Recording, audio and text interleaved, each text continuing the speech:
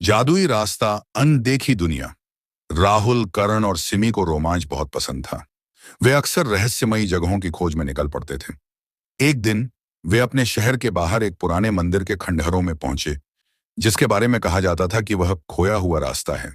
अदृश्य दरवाजा। मंदिर के बीचों बीच एक टूटा फूटा पत्थर पड़ा था, जिस पर अजीब चमकीले अक्षर खुदे थे। जैसे ही कर्ण ने उसे छुआ, पूरा मंदिर हिलने लगा और एक अदृश्य दरवाजा प्रकट हुआ। से हल्की नीली रोशनी निकल रही थी। शायद ये किसी रहस्यमयी जगह का रास्ता है, राहुल ने रोमांचित होकर कहा। सिमी ने हिम्मत दिखाई और जैसे ही दरवाजे के पास गई, वह अपने आप खुल गया। एक तेज रोशनी उन्हें अपनी ओर खींचने लगी और अगले ही पल वे तीनों दूसरी दुनिया में थे।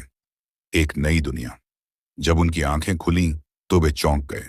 वे अब एक ऐसी जगह पर थे जहां आसमान गुलाबी था, हवा में चमकीले कण तैर रहे थे और जमीन नीले घास से ढकी थी।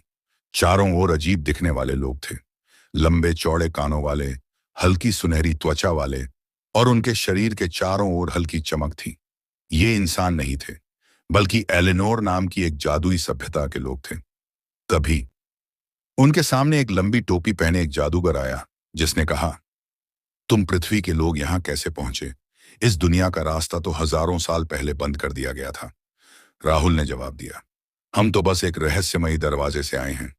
जादूगर ने गहरी सांस ली और कहा, तुम्हें जल्द से जल्द वापस जाना होगा, क्योंकि अगर सूरज डूब गया तो यह दुनिया तुम्हें हमेशा के लिए अपना बना लेगी। जादुई कंकड़ का रहस्य। एलिनोर के लोग बहुत शांतिप्रिय थे, लेकिन उनकी दुनिया का संतुलन जादुई कंकड़ नामक एक रहस्यमयी पत्थर से बना था। जादूगर ने बताया कि कुछ समय पहले एक बागी जादूगर ने इसे चुरा लिया था, और अगर वह इसे पूरी तरह से तोड़ देता तो एलिनोर की दुनिया हमेशा के लिए नष्ट हो जाती।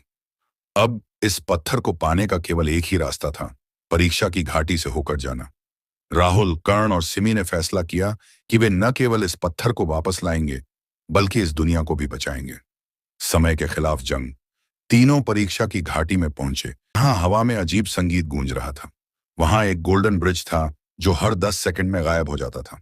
सिमी ने ध्यान से देखा और कहा, हमें तभी चलना होगा जब संगीत बजेगा।